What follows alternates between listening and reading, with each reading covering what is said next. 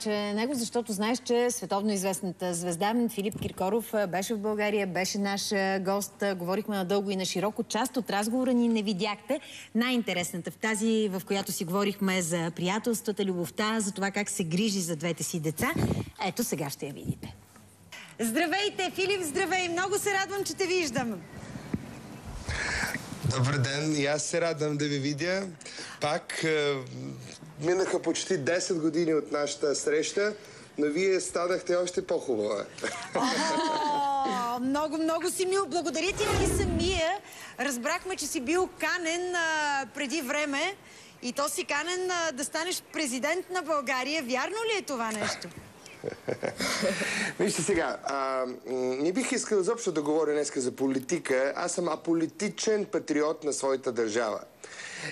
Така че имам две държави, имам два паспорта, и руски, и български.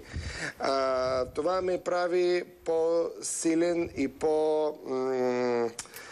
по-стабилен в моя живот, защото аз усещам поддръждане на две големи държави. Макар че Русия е много голяма, България е малка, но с голямо сърце. И затова моята задача да уважавам, да обичам своите земи. Когато съм в Русия, аз имам желание и тъгувам за България. Когато съм в България, липсва ми Русия. Но поне кажи, това слухове ли бяха, защото се заговори в един момент, че наистина си имал такова предложение? Колко ли предложения аз не имах в моя живот, да ви кажа. Добре, разбрахте. Да ви кажа, много предложения имах, обаче адаптирах само няколко. Аз като те гледам, ти изглеждаш прекрасно. Изключително здрав. Според мен и спортуваш, може би, или си правил диети, не знам, но наистина изглеждаш чудесно. Може би. Аз и спорт съм две различни неща, макар може би трябва да се прави на Супермен, да кажа аз спорт всеки ден. Не. Винаги съм бил на ви с спорт, но така Конституцията ми, предадена от моите родители, ми позволи само да си спазвам диети, да се храня така режимно, макар че обичам много кебабчета, пържени картофи, шопски салати, баница, но си позволявам да го правя само тук в България. Затова малко... Разбрах, че всъщност летният театър във Варна е било мястото, което е отворило за теб сцената. Вярно ли е това нещо? Вярно е, защото като бях малък, благодарение на моите родители, те винаги ме взимаха, защото знаеха всички колеги, и Лили Иванова, и Богдана Карадочева, и Стефан Димитров, и Васил Найденов. Те ги знаеха и винаги баща ми ме вземаше със себе си. И по време на концерта аз седях в първия ред и гледах, и мечтаех, и си представях, че аз някой ден ще изляза на тази сцена. И изобщо тази любов към българската музика доста направи един такъв голямо влияние на мен. На тази сцена на летния театър ли е първото ти качване на сцената на 3 години, когато помагаш в конферирането на твоята майка? Помниш ли тази случка? Да го вземем на тази. Нека бъде тази. Нека бъде тази, айде. Защото аз никога не съм конкретизирал и честно ви казано не помня, но айде, от днес ще се смята, че тази сцена беше. Така не се иска на нас да е. Нека да е така. Искам да ти пусна един глас с надеждата, че ще се сетиш чие. Слушай сега. Меня разлюбиш в тот же вечер, я умру. Васил Найденов. Я да видим дали си прав. Я да видим. Если ты меня разлюбишь в тот же вечер, я умру. Добре дошъл на българска земя. Филип е човек, който винаги, когато дойде в България, той се обажда. Парите понякога променят много хората. Много се радвам, че многото пари не промениха Филип. Филип остана човечен, добронамерен и човек, който знае цената на успеха и знае и цената на приятелството и уважава приятелството, което никак не е малко. Аз бях на едно турне И си спомням, че Филип дойде със своята майка, която беше изключително красива жена. Една стройна, висока жена и Филип има нейните черти. Филип има нейните вежди, нейните мигли. Толкова и такъв представителен. И не случайно Филип още тогава каза, че ще стане звезда и за наше щастие той стана огромна звезда. Факта, че това, което той искаше да му се случи, му се сбъдна, с което му се радвам истински. И никак не е малко да станеш звезда на такава голяма държава. Филип, искам да ни кажеш коя българска госба майка ти е научила от баща ти и какво ти най-много обичаш до ден днешен и най-много харесваш да ядеш. И да ни поканиш, де? Твоята малка ръка, как изгрява не виждам, върху устните смях. Боже мой! Можех ли аз да мечтая, като бях малък, бях като сред зрители, когато гледах на спектакли и концерти, изнасяни от Васил Найденов, че някой ден този човек, когото гледах като айдол, като кумир, като голяма звезда и се възхищавах и до днес се възхищавам от него и като легендарен български естраден артист, първи направи някакви шоу тогава. Можеш за мене да говори такива потресаещи вещи. Прекрасно да ми каза за теб. За това обожавам своята професия и всичко, което се случва в моя живот. Това е посланието от Васил Найденов. Да, можеш да го прочетеш. Васил, ще го запазя в своя златен фонд на моята история. От самия Васил Найденов. Милион. Да. Мога ли да го куя? Може, да, разбира се. Той написа...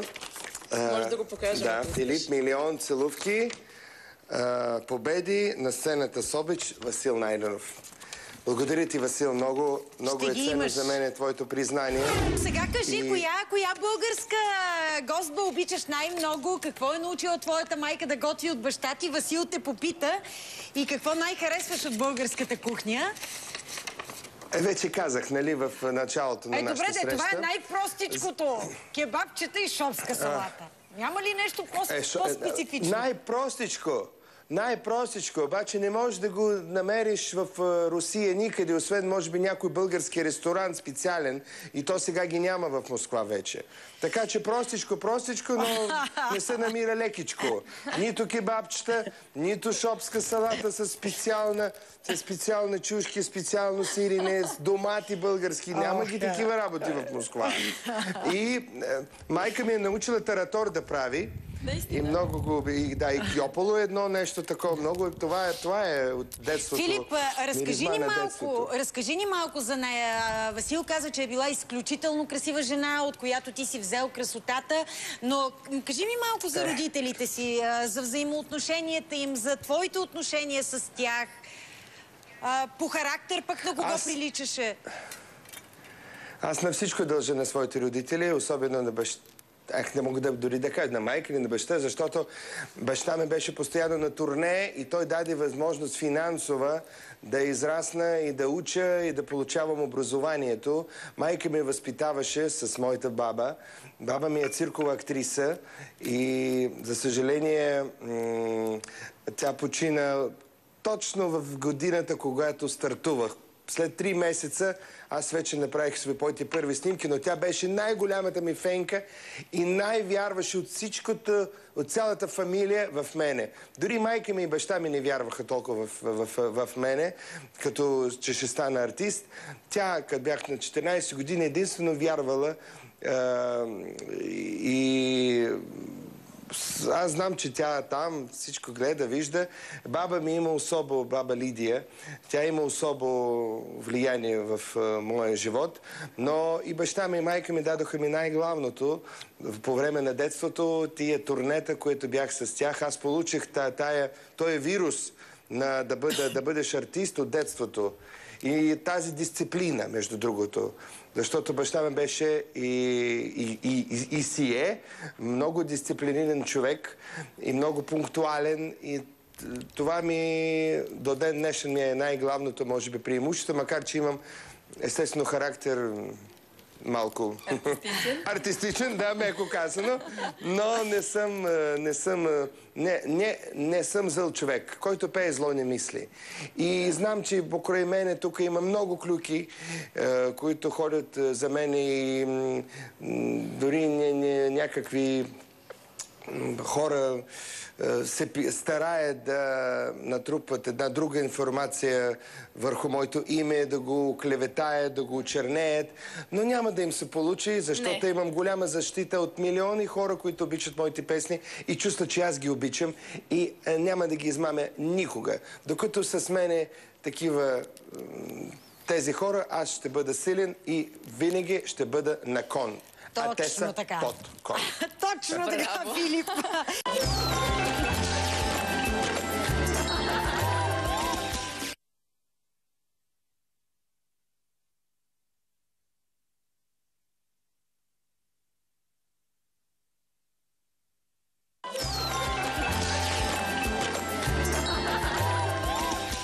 Имаш много приятели, няколко пъти каза името на Катя и Здравко. Те са били много пъти при теб, но последното им гостуване не е отдавна. Тогава са били заедно с Драго Драганов. И искам да видиш той пък какво каза пред нашата камера за теб. Не зная дали мога да опиша с прости думи щастието да наричам Филип Киркоров свой истински верен и добър приятел. Всъщност това е подарък от неговите най-близки приятели в България, Катя и Здравко, дует Ритон. Свързват ни много забавни срещи тук в България и най-вече в Москва, защото истински приятелски вечери сме имали там, когато той е свободен от своите безкрайни и безбройни ангажименти. И нашите гостувания в руската столица съвпадат с неговото свободно време. Бил съм неведнъж на гости в прекрасният му пълен с необикновено красиви предмети дом. Излизали сме най-често в неговият любим руски ресторант Пушкин. Една забавна случка от недалечното минало ме връща към една от вечерите, в които го помолихме да отидем някъде другаде, защото много ни се искаше той да ни покаже някое друго интересно място, където обича да прекарва времето си. Той много дълго мисли къде да ви заведа и каза: окей, ще ви заведа не в Пушкин, в Турандот. Тръгнахме с колата с надеждата, че ще отидем на някое непознато място. Какво се оказа? Очудването ни, когато влязохме в съседната до вратата на ресторант Пушкин врата. Ресторантите са собственост на един и същи човек, близък приятел на Филип. И разликата е единствено и само в интериорното решение, но това са всъщност най-престижните места в руската столица. Един от случаите, които никога няма да забравя, подчертаващи изключителното отношение на Филип към неговите приятели и отговорността към понятието приятелство, е следният. Имах честта, даже не мога да опиша респекта си от тази невероятна покана да бъда гост на премиерата на шоуто Другой. Шоу, което и българските зрители ще имат шанса да видят при неговото второ гостуване у нас. Премиерата на шоуто се състоя в Кремъл в Москва. Филип ме покани, но в този ден в Москва падна невероятен сняг. Снежинките бяха ето толкова големи. Обикновено от летището до центъра има голямо задръстване. Този път задръстването беше 2 пъти по-голямо и аз закъснях с 40 минути за началото на концерт. Вече бях абсолютно сигурен, че поканата ми няма да ме чака, защото кой ще се занимава с мен, за да стои на входа на Кремъл и да ме придружи до мястото ми в залата.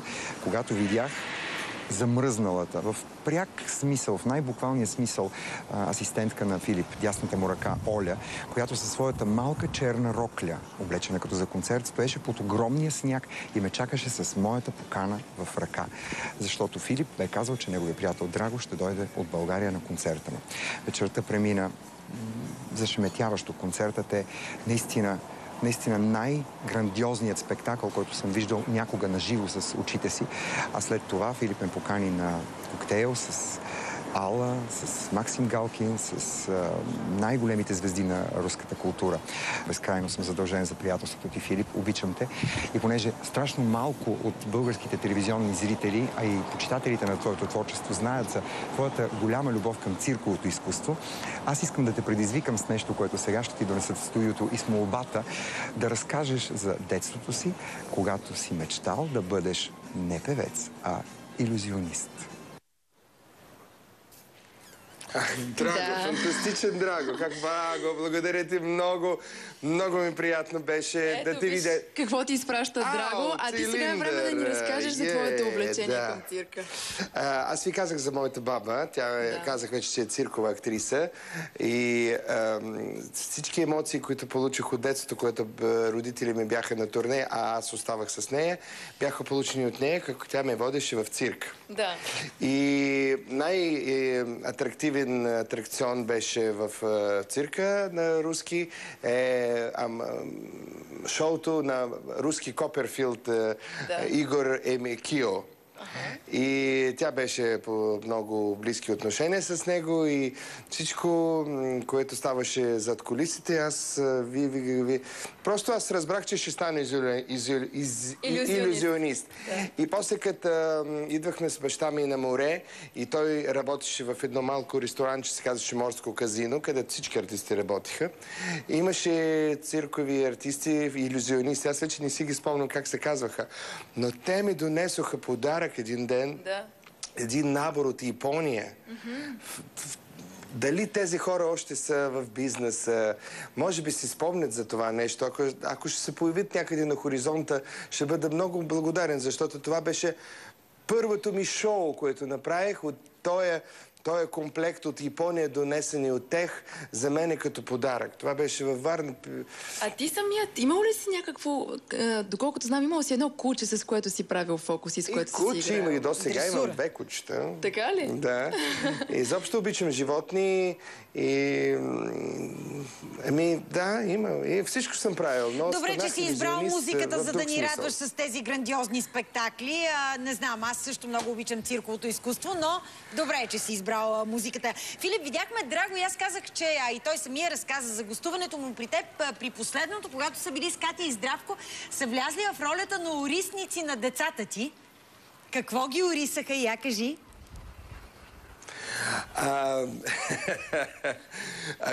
Те сред малко хора, които са видяли моите деца, защото аз правя всичко да им спазя, да им спестя детството, нали, така, да го изживеят сами, без реакция на преса, защото виждам как моите колеги с деца, какво изпитват тези деца, а пък тая шумотевица покрай моето име изобщо е много така истерична и аз искам да бъдат предпазени от това и аз това ги крие много, но Катя, Здравко и Драго са едни от тех, които видяли моите деца. И между другото, дъщеря ми се роди точно почти по премиерата на шоу "Другой" в Москва. Шоуто "Другой" беше 2011 година и дъщеря ми се роди тъкмо на края на година. А пък сина ми Мартин се роди 2 години преди, точно за няколко минути преди да изляза на Софийския свой концерт в НДК. Така ли? Да, 29 юни 2012 година, в деня на концерта моя в София, шоу "Другой", час или 2 преди началото на концерта, ми съобщиха от Москва, че се роди син Мартин. Филип, Мартин кръстен ли е на някого? Как избра името на Мартин? Между другото да ви кажа, аз имам много приятели в мира на спорт. И един от тях е Иван Саенко. Той е много голяма легенда в спорт, футбол. Той е вратар. Как се казва вратар? Вратар. Да. И ние с него семейството много сме добри приятели. Сина му се казва Мартин. И когато аз се запознах, аз така го харесах името. И аз му казвам: Ваня, ако ми се роди син, обаче то беше, може би, преди 5-6 години, може би. Ако ми се роди син, ще го назова Мартин. Много ми харесва това име. И когато стана, аз естествено, и той беше много изненаден, защото вика, аз не очаквах, че ще изпълниш думата. Аз викам, не бе, аз наистина много харесвам име на Мартин. Много мисли други хора, че съм кръстил на Рики Мартин. Това абсолютно не е верно. И това е най-последно, което би дошло ми на ума, макар че уважавам него и също са запознати с него, но не е в такъв смисъл да го нарека сина като Мартин, Рики Мартин. Филип, знам, че пазиш от медиите. Ти самия каза, децата искаш да имат детство, далеч от шумотевицата, суетата, понякога грозните приказки в медиите, но кажи ни само няколко думи. Как са? Растат ли? Послушни ли са? Палави ли са? Къде ще видите родител да ви каже за децата нещо, че не е така? Естествено, всеки родител най-добри са, най-спокойни са. Те са деца като деца. И плачат, и играят, но мога да ви кажа, че много са интелигентни деца и много музикални. Особено Мартин. О, браво. Както чува музика, той толкова с музикално дете и макар, че на 2 години, ето навършил тъкмо на 29 юни, 2 години, толкова музикален, чува музика, веднага започва да реагира. Алла Виктория е много романтична, много женствена, много обича да се облича, да се сменя рокли. Това вече разбира от дамски тия, как се казва, вашите неща. Гримове. И абсолютно не са капризни. Естествено, плачат понякога, се закачат един до друг. Те са двама. Аз съм щастлив, че са двама и обичат се, много се обичат. И се прегръщат и се целуват. А Мартин още е просто крейзи по коли. Разбира всички марки. Вика, това е фургон, това е Ауди, това е Ферари, това е Мерседес. Водил ли си ги в България, Филип? Моля? С теб ли са в момента? Идвали ли са в България? С теб ли са в момента? Как да ви кажа? Както решиш. Нали ви казах, че всичко правя възможно да ги пазя от вниманието, но с себе си аз ги взимах на своето турне в България, защото бих искал във Варна и Бургас да видят концерт на своя татко. Ето сега вече мога да кажа, защото концерти са минали. Когато ми задаваха този въпрос преди концерта, също от българска телевизия, аз викам не, но сега вече мога да кажа, че концерти са минали, че са били в залата, че ми се пляскали, гледали, усмихнати били. Това беше първия концерт на техния татко, който са видели. О, браво! Аз ти пожелавам най-голямата радост за един родител да те надминат, да правят още повече концерти, да бъдат на всички световни сцени. От сърце ти пожелавам много да те радват. Не. Защо? Децата ли викате? Да, защо не? Не искам. Аз не искам да бъда търтеп. Моля ви се, не. Стига, край. Я чакай да те попитам, баща ти и майка ти не ти ли казваха, не, Филип, не искаме да бъдеш артист, прави нещо друго? Виж сега, ако те ще искат сами, да. Но няма да ги таковам, как се казва? Насилваш да тръгнат по твоя път. Няма, никога. Не. Специално да ги правя и да мечтая да бъдат мое продължение на сцената. Династия. Не. Ако ще се изберат професията на музикант, да станат, ще станат. Ако изберат друга професия, ще бъда много щастлив, защото моята професия е много нервна, много... изтощително. Ето аз сега се усмихвам и сега всичко е нормално, но колко ми струва да изляза на сцена? Колко ми струва след сцена на някакви тези, които... Не интервю, които се случват и които всеки иска нещо от мене и всеки иска да се получи своето за 25 години от Филип Киркоров творчество. Как няма да искат, И аз знам вече това нещо и не искам те да имат същото. Аз обаче искам да те попитам нещо. Ти си един от малкото интелигентни хора, които аз познавам, след като са се разделили, имат прекрасни отношения с половинките си. Такива са твоите отношения с Ала. Тя радва ли се на това, че дъщеря ти е кръстена на нея? Виждат ли се? Естествено, и на всички семейни празници от дни рождения до кръщението, тя със своето семейство, с Кристина, с нейния мъж днеска, те винаги са с мене.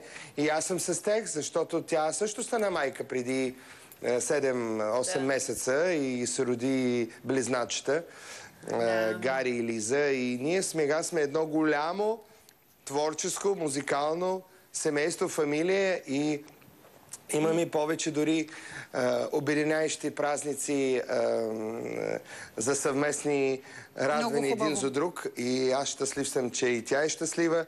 Виждам, че тя е щастлива, че и аз имам продължение на своя живот. И аз гледам как тя се отнася към моите деца. Тя вижда... О! Това нещо от скайп, от ваша. Да, сега ще го вдигнем. Така. Да. Тя вижда... Ало, чувате ли ме? Да, чудесно те чуваме, Филип. Лайф. Варна, говорит Варна. Говорит Варна, чуваме. София. Да. И винаги сме заедно и на премиерите един до друг. И запазихме отношения, защото ние решихме да помним само добро. Прекрасно. Имаме много какво да споменаваме за тези 11 години, които сме живели заедно. И едни от най-добри спомени бяха нашето сватбено турне в България, 1994 година. Искам да припомня на Филип сега едно гостуване точно във времето, когато бяхте още заедно с Ала, въпреки че виждам, че вашите отношения остават същите, но ще ти е интересно да видиш какво ми каза тогава. Още докато си в училище имаш предложение от Ала Пугачова. Да, за работа. За какво беше предложението точно? За турне съвместно, за нещо друго? Да, беше преди аз бях на 17 години и получих от нея покана за едно голямо турне съвместно с много млади други артисти. Обаче точно това време имах изпити такива. И, когато завършиш училище, имаш изпити. И аз имах или да отида на турне, или да довърша, да получа диплома. Обаче Ала Пугачова за мен винаги била една желанна, любима и идол, кумир, всичко. И аз си към Боже, как сега да направя избор? Ако ще откаже, никой няма повече да ме покани, защото такива предложения се получават веднъж в живота. Обаче пък така съм учил 5 години сега за това училище да стане певец, сега да напусна, пак ми е яд. Викам, ако съдбата ще се наложи пак да се срещна с нея и може тя ще намери възможност да ме покани още веднъж, това ще се случи. Ако не, значи така е съдбата. И си избрах да получа диплома. Интуиция ми подсказа, че трябва да избера диплома и така стана, че след 6 месеца тя започна да прави едно коледно шоу и покани пак ми се обади и ме покани и аз там дебютирах с песента на Катя и Здравко, Кармен. Дон Кихот до Осене, в руски вариант беше Кармен. Веднага било много по-лесно да бъдете под нечия шапка. Някой да се грижи за нещата. Да речем, ти в театър на песните на Ала, ти в ансамбъл Версай. Защо решихте да правите самостоятелна кариера? Пак си бил харесван страшно много, пак си имал своите почитатели.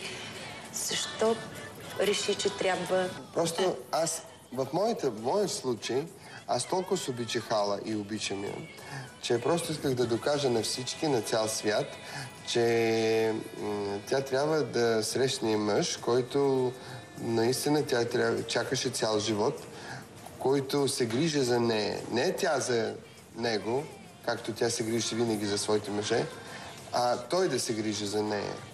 И така исках да се гордее с мене, че има свой съпруг, който пее, който е самостоятелен, който може да дава сигурност. Да, и че просто нямах избор как да ни напусна нейния театър, макар че и обидно беше за нея много. Но след 3 години, когато станах вече много известен певец и когато твърдо стоях на краката си и дошъл съм при нея и казвам, обичам те и искам да се ожениш за мене. и ще бъда щастлива, обещавам. Тя ми повярва. Съвсем скоро излезе в интернет, че се развеждате, но още не искате да го оповестите. Да. Не. Това са пълни глупости, измислятини на жълтата преса. 11 годишната празнувахме съвсем недавно, нали, на съвместния живот и сега на 15 май ще празнуваме 11 години от нашето венчаване в Иерусалим. Така че всичко е добре, заедно сме и няма да се разделим. Филип, 9 години са минали от тази наша среща на кафе. Сега, като гледаш отстрани нещата, мислиш ли за нещо от това, което тогава си казал по различен начин? Мисля колко съм дебел. Ужас. Сега си по-хубав, честно. Ужас. Мисля и се мъча да гледам тая картинка, защото аз не търпа изобщо да се гледам от минало. Както и да говорят за минало не обичам, така и да се гледам от миналото не обичам. Минало свършено. Добре, да погледнем в бъдещето. Една песен. Да. Да погледнем тогава в бъдещето. Затваряме тая страница. Тя е страница от миналото, но слава Богу я има в живота ти и е прекрасна. Много е хубава страницата, много има какво да остават в сърцето ми завинаги и остават и ще останат и в нейното сърце. Обаче ние сега сме други и имаме други до нас, тези, които ни правят щастливи. Макар, че може би не успяхме да направим един друг на 100% щастливи, но успяхме да си запазим най-доброто. Това е много хубаво. За бъдеще аз виждам да се съхрани това състоянието в моята душа, равновесие, да имам тези хора до мене да са живи и здрави, моите родители, моята баща Бедрос, моя леля Мари, която се занимава изцяло с децата, Мари Киркорова. Тя е оперна певица и сега напълно посвети себе си за възпитание на моите деца, когато съм на турнета. Моя чичо Хари, който живее във Варна и един мой много добър и съветчик и помощник, изобщо човек много умен, не от бранша шоу-бизнеса, но много чувствителен към изкуство и музика, много артистичен човек. Те са трима най-големите и най-важни хора в моя живот, след моите деца и не мога да кажа след моите, с децата ми. Това са печорката от тези, които са винаги в душата ми и се грижат за мен, аз за тях. Да. Напък другите... Имаш тези хора, имаш децата си, имаш тези най-близки хора, имаш приятелите, имаш милиони фенове. Предполагам, че това те прави щастлив. Но имаш ли любов в живота си? Имам.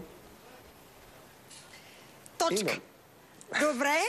Добре, радвам се, че е така от сърце ти. Желая да я съхраниш, да е взаимна, да те радва много. Прегръдки от целия ни екип, много те харесваме. Благодаря.